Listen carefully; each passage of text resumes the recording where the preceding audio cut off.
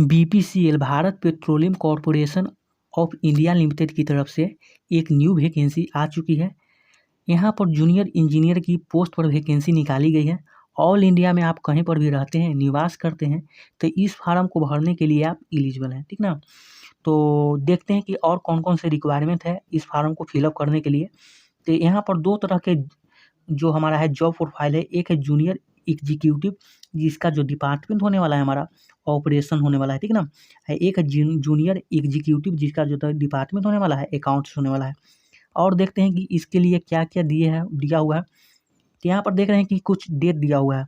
Date में दिया हुआ है कि जब से हमारा एप्लीकेशन भरना शुरू हुआ है, यानी एप्लीकेशन फार्म फिलअप करना शुरू हुआ है, उसका जो डेट है हमारा 23 जुलाई है, ठीक ना। यानी 23 तारीख से ये फार्म फिलअप करना शुरू हो गया।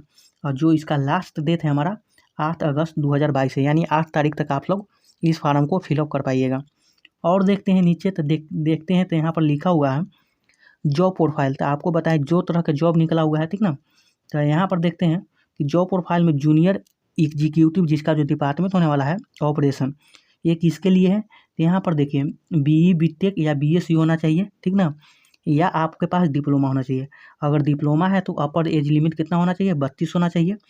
8 वर्ष का एक्सपीरियंस होना चाहिए। वही अगर बात करते हैं बीई बीटेक के लिए, तो अपर एज लिमिट होना चाहिए कितना, 30 होना चाहिए, और 4 वर्ष का एक्सपीरियंस भी होना चाहिए, ठीक ना। और यहाँ पर एक है अकाउंट्स वाले के लिए, जिसका डिपार्टमेंट जो हमारा होगा अकाउंट्स हो जाएगा, उसके लिए इंटर सीए या इंटर सीए में प्लस में ग्रेजुएशन भी होना चाहिए, ठीक ना। और उसके साथ 5 ईयर का क्या होना चाहिए, एक्सपीरियंस होना चाहिए।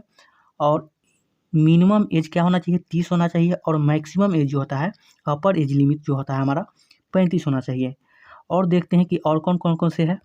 तो यहाँ पर देख रहे हैं कि जॉब प्रोफाइल क्या है, जूनियर एग्जीक्यूटिव ऑपरेशन वाला डिपार्टमेंट के लिए, ठीक ना, यानी बीई बीटेक और डिप्लोमा वाला के लिए।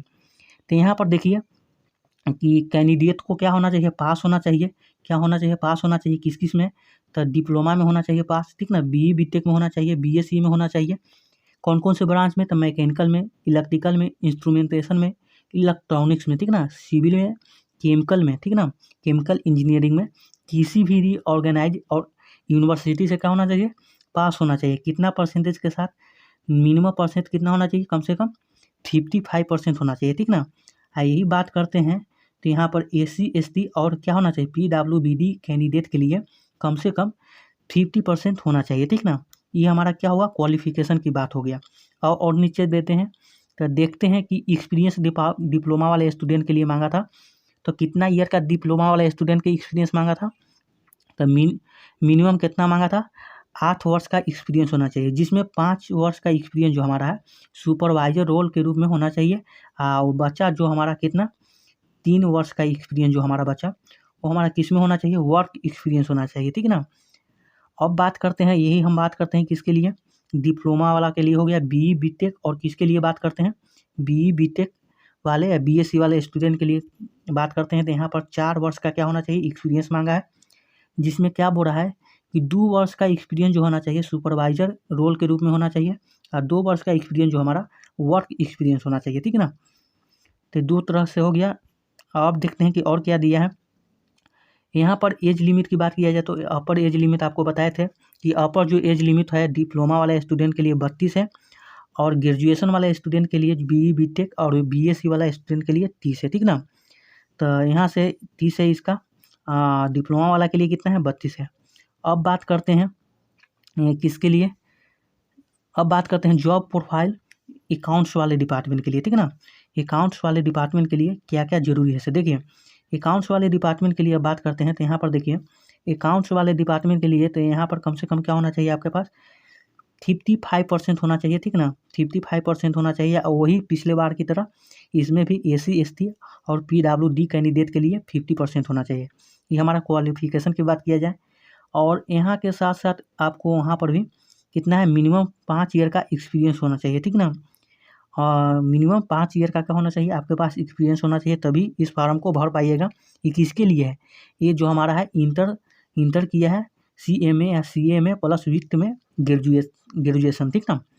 तो अब बात करते हैं कि इसके लिए जो हमारा मिनिमम एज होना चाहिए वो 30 साल होना चाहिए और मैक्सिमम जो होना चाहिए यानी अपर जो एज लिमिट है हमारा 35 साल होना चाहिए, ठीक है ना।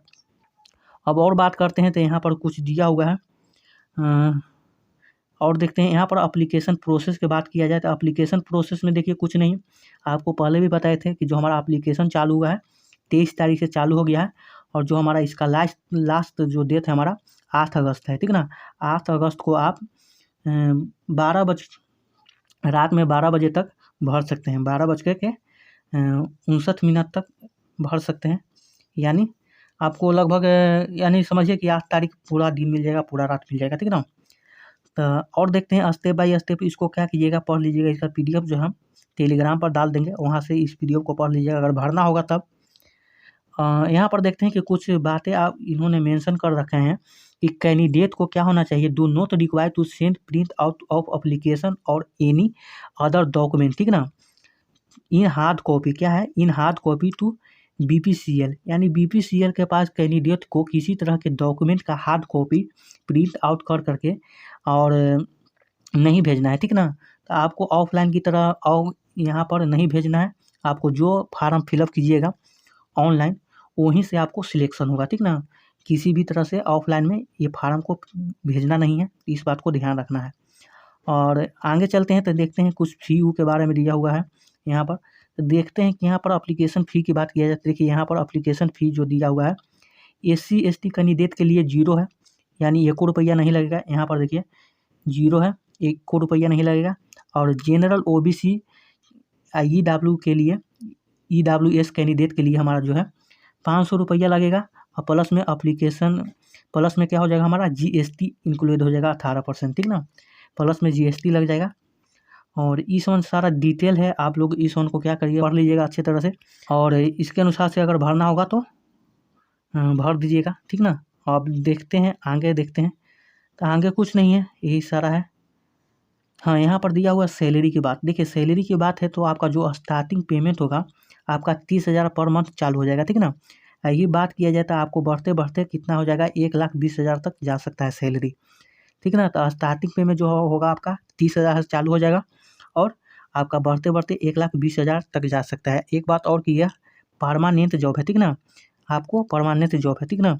इस वन है कुछ नहीं है, इस वन आप लोग भर लीजिएगा, पढ़ लीजिएगा अच्छी तरह से। इसका जो PDF है हम टेलीग्राम पर दे देंगे और कुछ नहीं है, ये सारा डिटेल है। बढ़िया से अगर भरना होगा तो भरिएगा, इसका जो फार्म है डाल देते हैं, अच्छा से पढ़ लीजिएगा, ठीक ना।